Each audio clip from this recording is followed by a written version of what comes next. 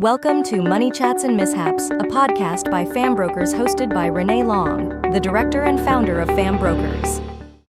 Welcome, Paul from Pakmar. Paul has a wealth of experience in all things development, property and wealth creation. So I'll pass it over to you. You can talk about what you do. But one thing before we will start, I have a lot of clients and Paul's helped some of my clients and he's helping some now.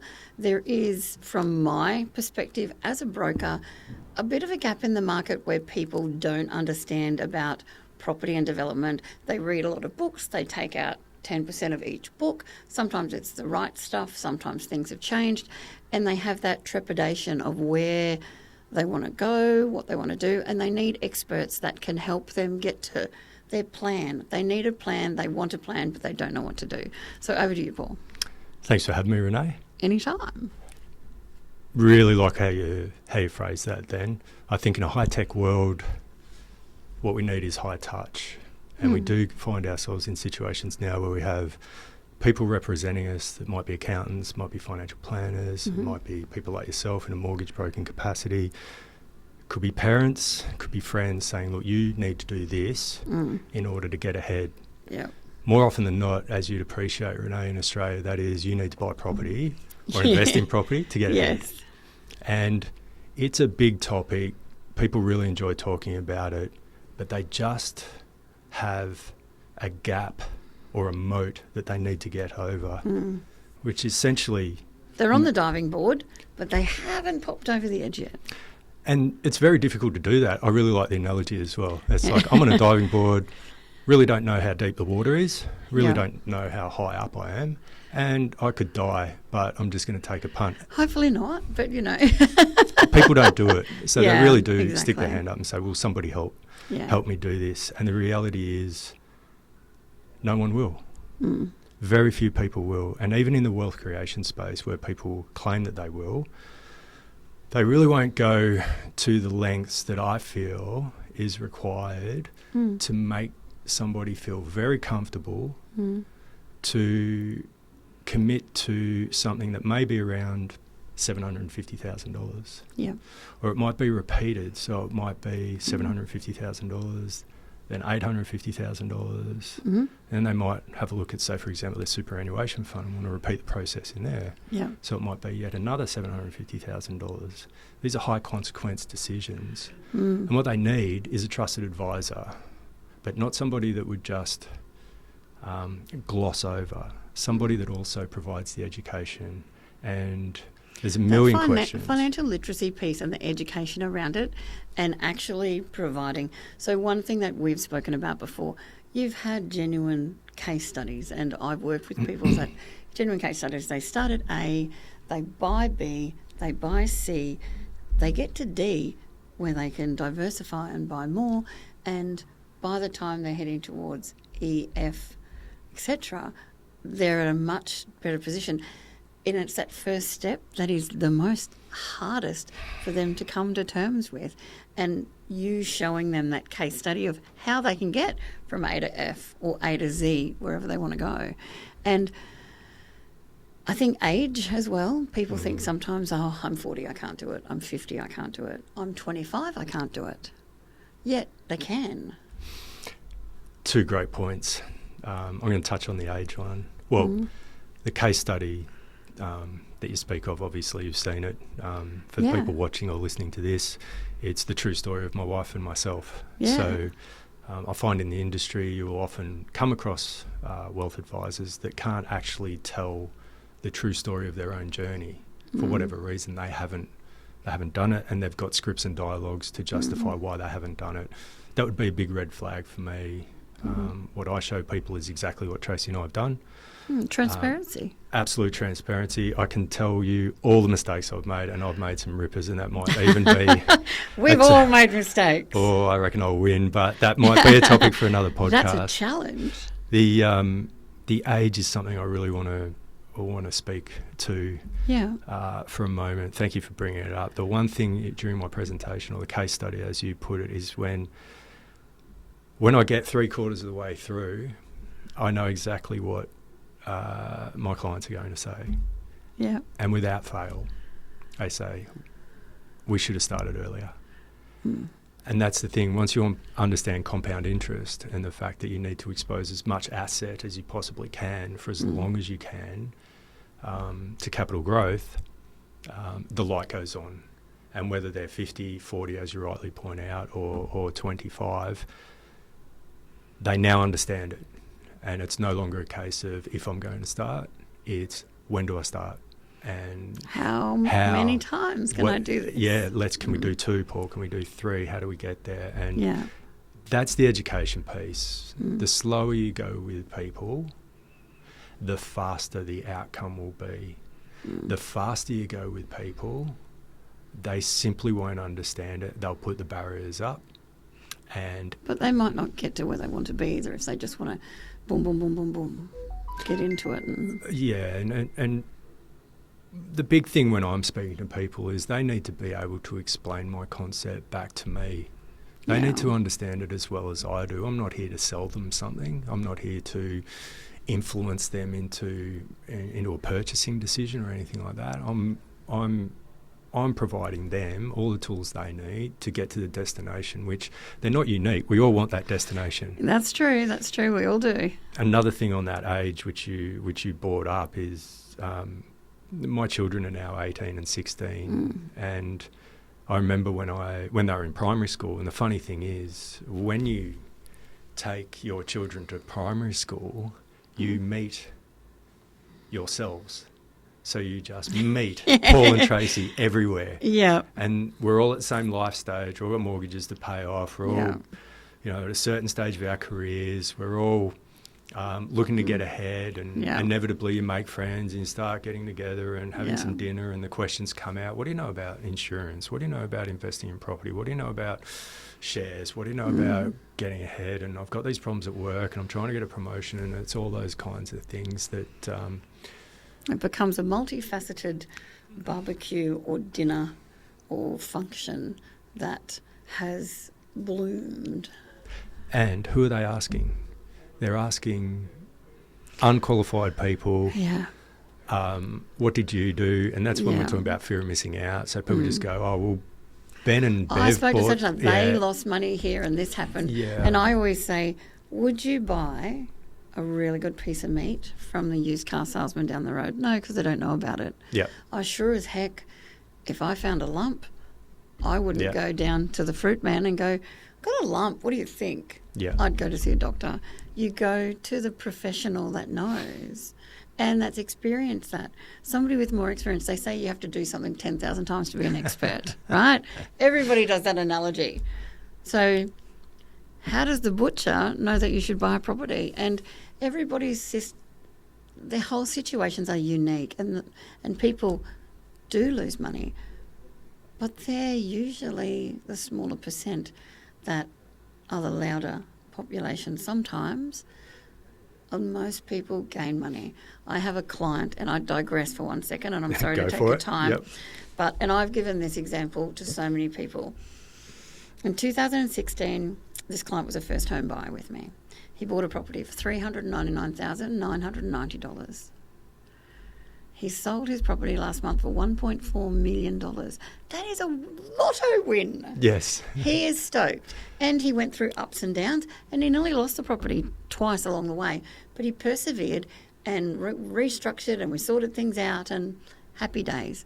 Now he's on to his next property with a really sizable deposit, so he can buy the property that they want to live in forever and diversify. And, for me, he was so excited about it, and he phoned me up and he goes, Mum, they all call me Mum, okay? So if I say to a client, if you were my child, and they go, excuse me, I am your child? And I'm like, oh, sorry about that, yep. But if they're at that position and they're so happy about it, they share the joy. And by staying in that, we're talking 8 years, $1 million. And I know that there's been unprecedented growth and the property market's hot, and trying to find a property in the market is so difficult at the moment. That's the feedback that I'm getting off everyone. Realtors, solicitors, accountants, financial planners, other brokers, BDMs, banks, clients' friends, relatives, and otherwise. So And I'm sorry I digress, but if you stay in, historically, you stay in the market and you develop and grow, and not providing financial advice, just providing an example of what happened for this client and for many others. I think there's a component of that story that might be missed by your viewers or your listeners, and perhaps even you, which was there were some hard times during that process. We worked through a lot of things with him to keep the house. We worked, and that's the point. So, yeah, your client that you speak of, as you rightly said, 10,000 hours is mastery. So that's an hour a day. That's 30 years. He only took like 8,000. Well, what he really did was he leveraged off somebody who was already a master in their field and said, look, get me in, which got in. I'm having some problems. And then he lent on mum or his trusted advisor. Yeah. Didn't have to go it alone. And if he or she had have gone it alone, would have had a far different outcome.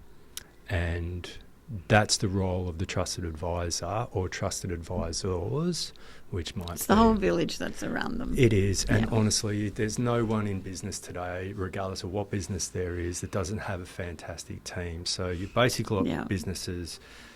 The best business in an industry has the best people. The second best business in an industry has the second best people. And the third best business is going out of business. It's that simple. There's not really good people around these days that have committed to their vocation and stayed in that role or in that industry for that 30-odd year period, which is actually the 10,000 hours. So it's an hour a day, about 30 years. And in that time, you've heard every objection, you've seen every change in the market, you've made decisions and you've said to yourself, I'll never do that again.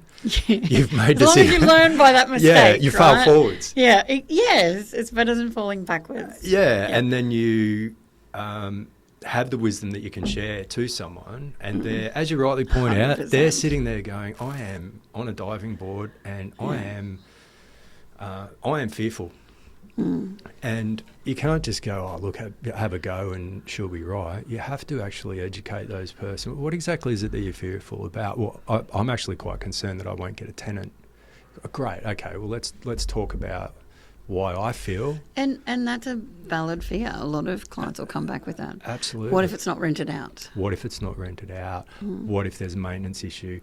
Look, I have heard stories about biker gangs renting it out and dismantling Harley Davidsons in the lounge room. And I'm there to say, well, look, I've built a portfolio over 30 years and I've never had an issue with vacancy. I've never had an issue with tenants. And these are the reasons why. And then you can explain the value of a property manager and why you should do the appropriate research to get a great team member, which would be your property manager. And then all of a sudden you see the light go and they go, oh, of course, that makes sense. What do you do for a living, client? And they go, oh, I do this. Do you manage any people? Yeah, I manage 9 different people. And you go, are any of those people completely incompetent? And you're like, of course not. Why would I work with completely incompetent people? And I'm like, and the light's going on and they're going, right, I control this whole thing. Because you say something that'll trigger them and then, oh, yeah, I get what you mean. Yeah. Because you know what you know and you don't what you don't know, but sometimes you know it, you just need that little nudge. And that's an excellent point. Off camera, before we started, I was talking to you about some challenges I'm having with social media. Yeah. And it's really challenging for me. But when we're talking to clients, as you know, the examples that we're giving make sense to them. It's not something that's so foreign about the difference of pen and pad versus IT technology. It's like, you can provide an analogy with regard to investing in residential property with some other component of their life that they're already extremely competent at. Yeah. And you just go, it's the same thing. And they go, it is, isn't it? And you go, yeah. You take away that fear. And the other thing is just spending the time. As you know, my process is over 5 to 7 appointments. A lot of time spent in the car, a lot of time looking at capital growth drivers around the particular property that I'm suggesting, where that is quite foreign in the industry. Most people just sort of say, look, you shouldn't worry about that, don't worry about it. Whereas you really want your clients to feel Well, if I'm involved. referring a client to you, they're my babies. Mm. So, and people say, you overservice your client or you overdo this with your client. I don't see it like that. It's the whole relationship thing. They nurture me, I nurture them. You go to somebody and refer them to somebody that you trust because they've done a good job here and they've done a good job there.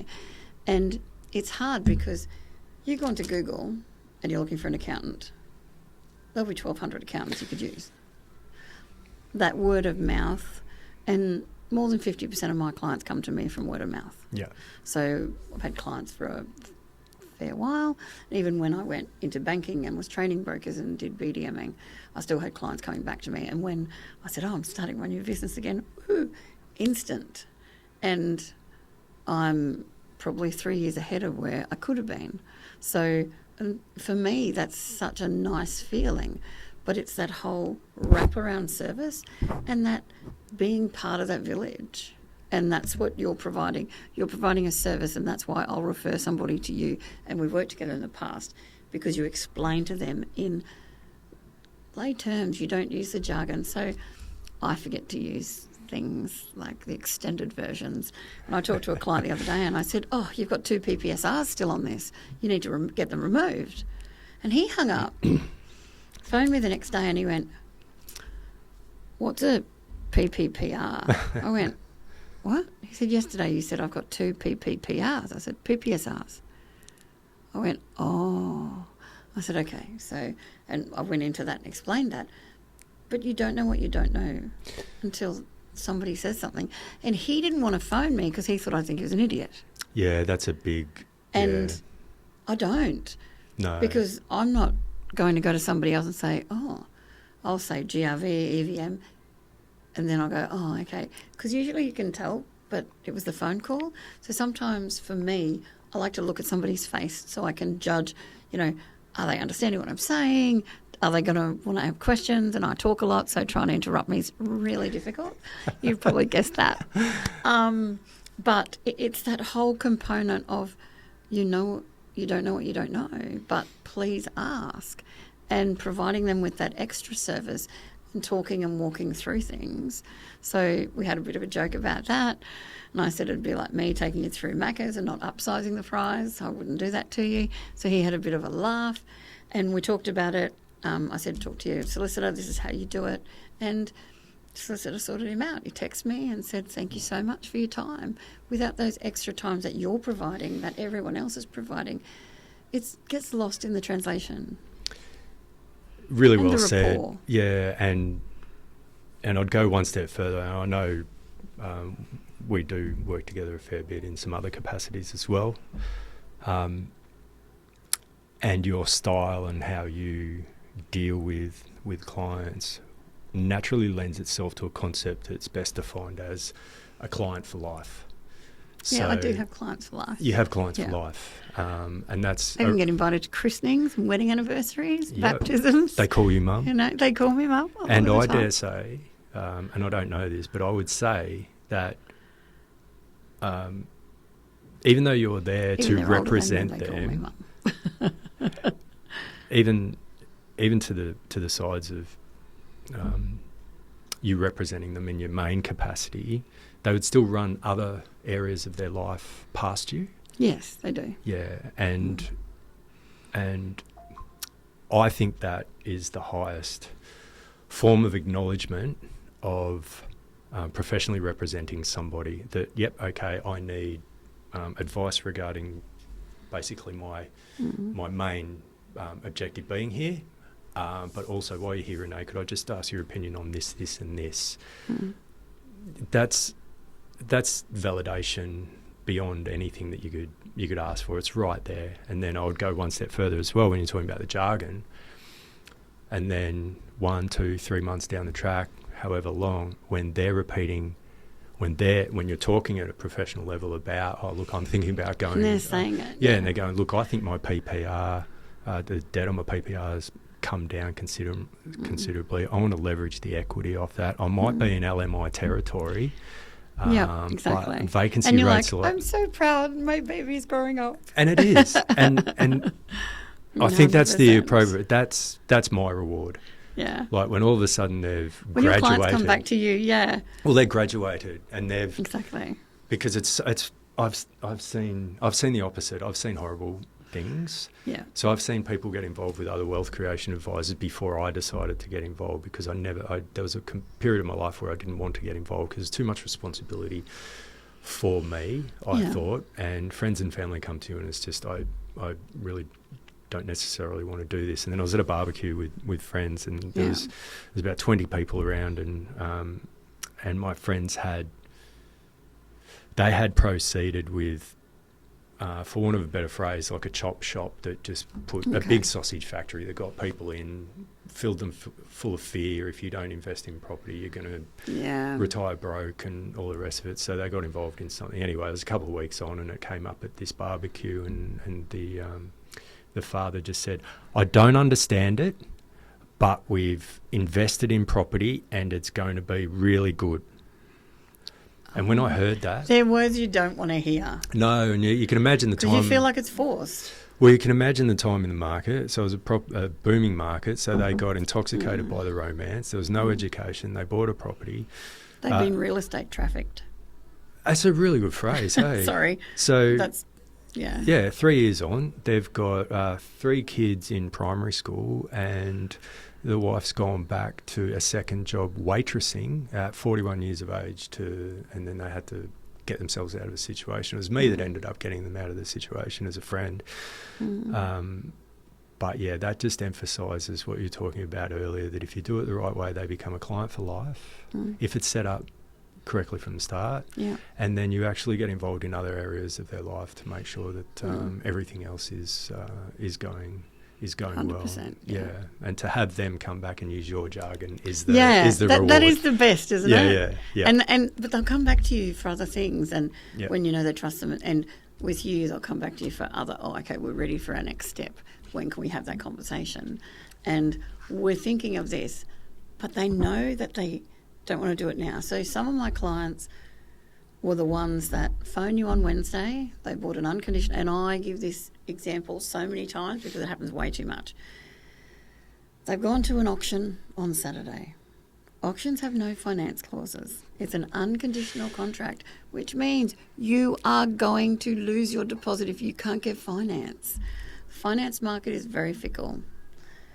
And if you are one thing out, it depends on the lender. Usually there's a solution, but not always. So they've signed that. Wednesday they give you the contract. There's no finance clause, and they settle in 21 days. Yeah. They've transferred $150,000 into the real estate's trust account. They're ready to go. Male applicant, so partner 1, has changed jobs. So it was a PAYG. How recently? Well, within the first 3 months. Oh, great. So they've gone from a PAYG to self-employed. So they've only had an ABN for 3 months. No tax returns. No real bank statements. They haven't even done their first BAS yet. Okay. Similar industry. That's the holding grace. Yeah. Applicant number 2 is usually the much more, I'm not going to die, I'm going to get this through. And you just, they befuddle me. But then you get sometimes, a lot of the time you can get them sorted out, a lot of the time you can't, depending. Or they'll buy an $180,000 car a day before settlement on a home. Please, nobody do that. If so, go to your broker. But then 5 years down the track, I have grounded 3 of my clients, and that's not a lie, which is really bad. So I get. And you wonder why they call her mum. I know, right? But I'm okay with that. So you don't have to love me all the time, but respect what I'm saying because I'm actually looking out for your best interest. And 5 years down the track, they're like, for 6 months we've done this, we've got your tax returns, we've got this, and they'll send me the email, what do you think? And I'm like, you're so my favourite child now. Yeah. Because they've listened to you along that journey because it was so difficult. And there was screaming from them along the way saying, why can't you give me the loan? Hang on. Plus you've got 2 defaults on you. Did you realise that? and you've gone into debt for this, blah, blah, blah. So even if you don't find a solution, you can always find a solution eventually. Yeah. Or put them on a plan for something. But when they listen to you, whether it's been the good, the bad, or the, oh my gosh, they jumped off the cliff into the ambulance and didn't wait for it up the top and just got supplies and walked away, then to that stage where they're listening to you and they're coming back to you. So when your clients return, that's one of the best feelings in the world, because they've listened, they're using that jargon, they know that it's been your story, this is how you provided your wealth creation plan, and you're right, you learnt along the way. Some things work, some things don't, policy changes, this happens, that happens, but they trust you to do what you do. Yeah, definitely. How are you finding, it's funny that you said the, so auction clause, auction, so yes. So all of a sudden South East Queensland's become an auction state, never was. No, it never was before. No, never. Like, it's a newbie. 21-day finance clause. Just the... There's no finance sorry, clause at all. 21-day Exactly. 21-day settlement. All 30 days, yep. And the desperation in the marketplace, because you said it earlier, obviously, you were saying how accountants and everyone you speak to, they just can't get property. Yeah, as in, I can tell them to get property. I'm quite blessed that I have unfettered access to 250 properties a year, which I'm very grateful for. But are you seeing gold? Yeah, are you seeing more under those circumstances? You're seeing more people roll the dice a little bit in the example that you just given. So much more higher risk, and some people lose that money. Yeah, and I say to them, "You've come to me 5 days later. This is a 30-day or 21-day contract. We're now 5 days behind the 8 ball. There was no looking at pre-approvals. I went to the CBA, Commonwealth Bank or Westpac or a bank. They went to a bank, got a pre-approval. It's not a pre-approval. What it is your borrowing capacity based on the information you've provided them. They haven't checked credit. They have not checked anything with you. They haven't checked their employment. They haven't done the year-to-dates properly on your pay slips usually. It is, you've got a heartbeat and you get a wage. And based on that, they might not know you've got 3 kids. 2 credit cards. A car loan. Yeah. You've got a boat loan. You've got a personal loan. There was medical expenses, A criminal record. Don't even talk to me about a criminal record. I got the worst scenario the other day. We won't go into that. You'll be like, what? Stay tuned for episode 2. Exactly. Paul 2.0. But it befuddles me how risky people are getting at the moment and not asking out there. It's like this feeding frenzy of sharks, so scared that there's going to be no fish in the ocean to eat, where they're not going to be able to live in that or have that property portfolio grow.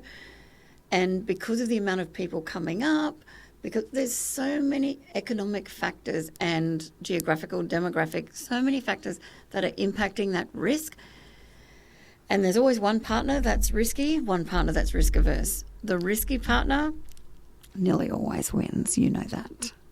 So, and they'll sign the contract and it's done. Please don't lose 6 figures. Talk to somebody before that point.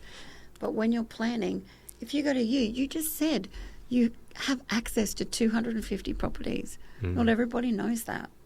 And finding the people that have the right properties in the right location for the future, that is absolute gold.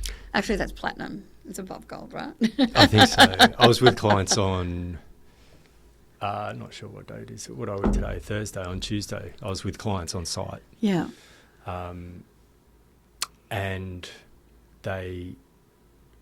all of their friends are buying property through different different reasons, and owner-occupiers, whatever the case may be, first home buyers, everything. Yeah. And their stories are so similar to yours. And I'm aware of that, obviously. I'm in the industry. Yeah. It is incredible what you have to go through to buy properties today. So the property that they're buying with my help... I had a real estate agent taken out to a restaurant the day before an auction. Oh, right. And bribed? Well, it was sort of like that. This was from the real estate agent to me. Yeah.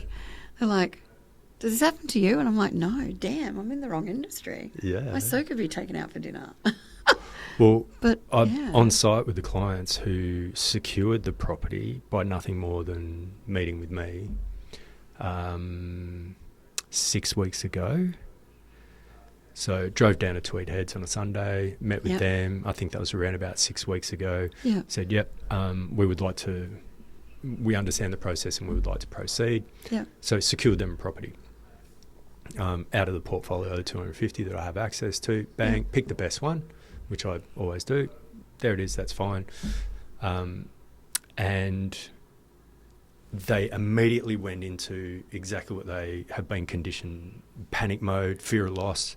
And I'm like, guys, just relax. The property's not going anywhere. So they've secured that property with no deposit. Because they're scared they're going to lose it. Yeah, but with me, I'm just like, don't worry, let's get all your ducks Can in I a row. pause you for 1 second? Yes.